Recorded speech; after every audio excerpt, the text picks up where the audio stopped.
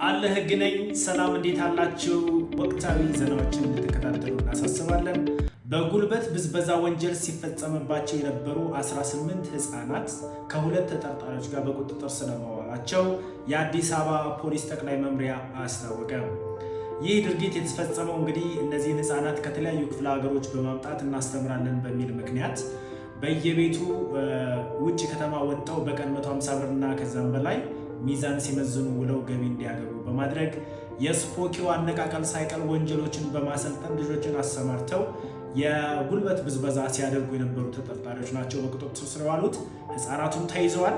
ከመሰል ድርጊቶች ህብረተሰቡን ለመጠበቅ ሁላችሁም በያላችሁበት ጥቆማ እንድታደርጉ መምሪያው አስታውቋል።